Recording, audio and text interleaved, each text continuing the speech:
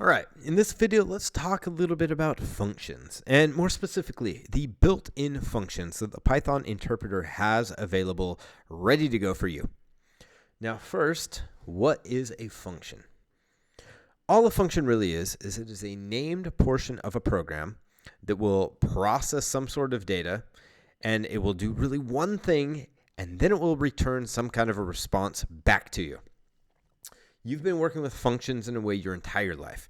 If you think about it, the process of doing multiplication, addition, or any other mathematics, those are really all functions that you're passing everything into. For example, you have a function named add. You throw in a couple of integers into it. It's going to combine those and add them together, and then it's going to kick out some kind of output, just like a calculator does. So that would be a function. Now, what functions are very, very helpful with when you're writing network automation is you build a function that's going to do one thing, like let's say SSH into a server. And maybe you have multiple servers that you need to SSH into all within the same script. If you do it right, you can call that one function to SSH into a server by passing something like IP address, username, password, and what you expect to be on the command line of that server. You can have that just go through a loop iteration, and there you go. You can reuse that function over and over and over and over as many times as you need. So one thing that I found very helpful with Python, though, is you can look at a number of the functions right there in the command line interpreter. So if you haven't already gotten into Python 3, go ahead and launch that. And now that we're in there, we can start digging into some of the different help modules and other built-in functions that are readily available for you. The very first one, super complex. It's called help. So you write in help, and you throw in some parentheses, and you hit enter. And there you go. You are now into the interactive help utility. As you can see, a couple of things here. You can say to get a list of available modules, keywords, symbols, blah, blah, blah, blah, blah. Type this in. Each model comes with an online summary of what it does. So, for example, let's just type in modules. Wait a moment, and it's going to gather all of the built-in modules that this version has readily available for you. And there we go. We can see quite a few things that we could easily access here. Like, look at all those. Quite a few. Quite a few of those. Now, some of those have to be imported, and we'll get into that a little bit later. But it's nice to know that you have help right there, right inside of the program. So let's just type exit. Exit. Now leaving help. There we go. So now we're finally out of the help documentation. Some of the other built-in ones that we have. Let me get a little space here. Another good one is called dir, or directory. Probably seen me use that a few times throughout this video set. So what that's going to do is it's almost like doing a dir or an ls/latr if you're on Linux. So you can actually see what is within a class or a module, and you can see what you can do with it. For example, let's just say we want to import requests.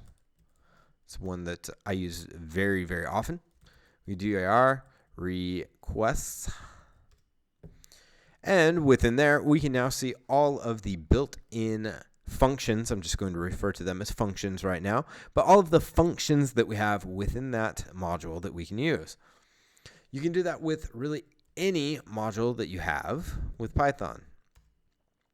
There's another one just named typed, which type is the next one that we're going to get into. So with type, I have found this to be a lifesaver on many, many, many occasions, especially when you are interacting with an API and you really don't know what the data type that you'll get back is sometimes. You can run type against it. So let's just make a list first. Let's make a list named A. Okay, so we know this is a list. But what you can do is you can type and then A, kind of like the personality, type A, and you can return and see that that is a list. Another example, let's just say we wanted to do type, and now we have a string. That'll come back as a string. If you throw in a couple of numbers, 1, 2, 3, class is integer.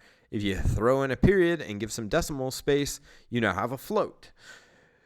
Now, one of the things that I process a lot is data that's coming back in like JSON format, or it'll be something where it's a dictionary that I've already zipped up.